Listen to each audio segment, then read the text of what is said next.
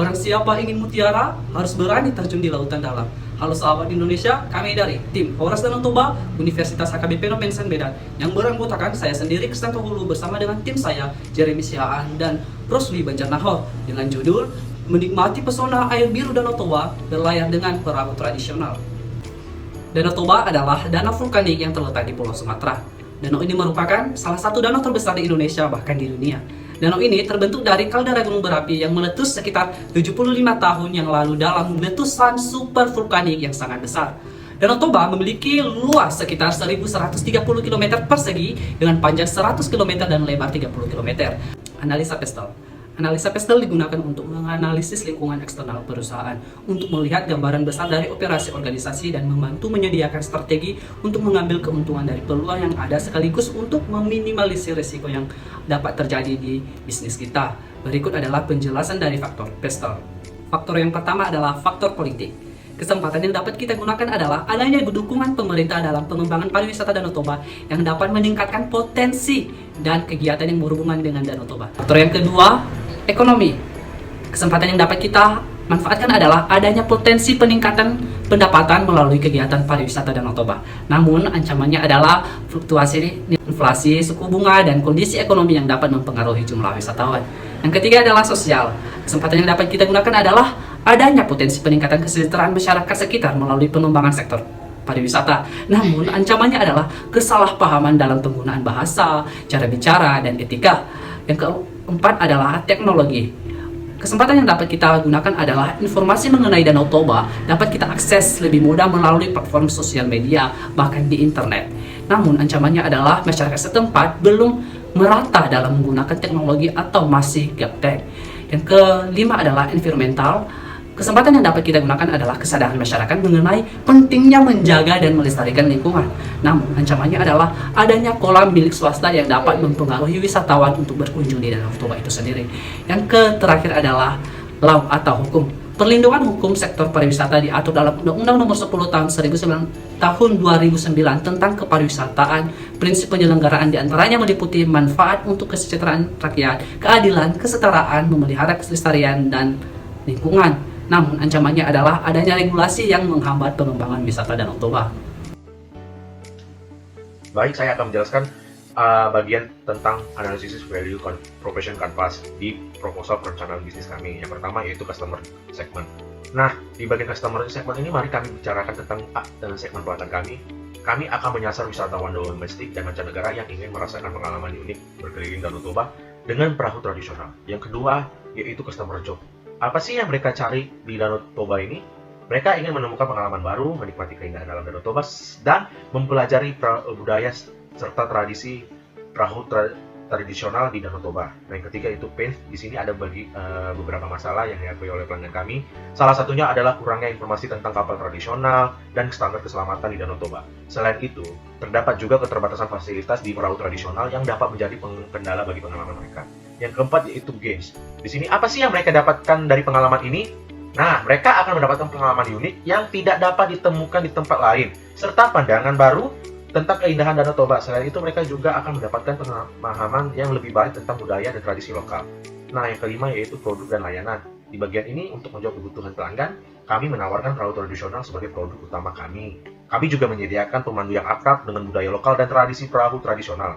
Informasi konferensif tentang perahu tradisional dan standar keselamatan juga menjadi bagian penting dari produk dan layanan kami. Yang keenam yaitu pain relievers.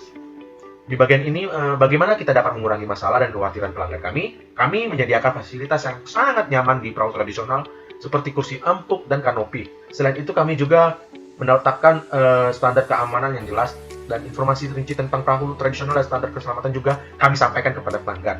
Nah, yang terakhir yaitu game creators. Apa sih yang membuat pengalaman ini menjadi lebih baik? Dalam hal ini, pemandu kami memiliki pengetahuan yang mendalam tentang budaya dan tradisi perahu tradisional. Kami juga menyediakan informasi menarik tentang perahu tradisional dan budaya lokal untuk memberikan pengalaman yang lebih berkesan bagi pelanggan. Dan dengan memahami nilai dan kebutuhan pelanggan serta menyediakan solusi untuk masalah mereka dan menciptakan pengalaman unik, kami dapat memberikan nilai tambah kepada pelanggan dan meningkatkan daya saing di pasar pariwisata di Danau Toba. Operasional bisnis perahu tradisional Danau Toba sehari-hari perperahu. Pertama, penyiapan sumber daya. Sumber daya terdiri dari sumber daya manusia, keindahan alam, wisata, fasilitas keselamatan, fasilitas tempat duduk, fasilitas mandi. Kemudian alat yang digunakan yaitu perahu tradisional, pelampu, peralatan GPS untuk panduan arah dan posisi perahu. Tenaga kerja yang diperlukan yaitu 1 orang sebagai pengemudi perahu, 2 orang sebagai pembantu pengemudi, 1 orang sebagai pemandu wisata. Kemudian proses produksi.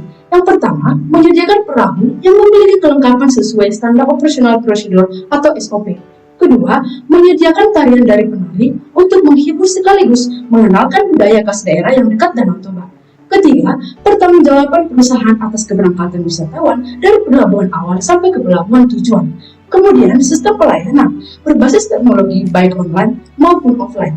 Kemudian, perahu tersedia dari pukul 7.00 waktu Indonesia Barat sampai dengan 18.00 waktu Indonesia Barat.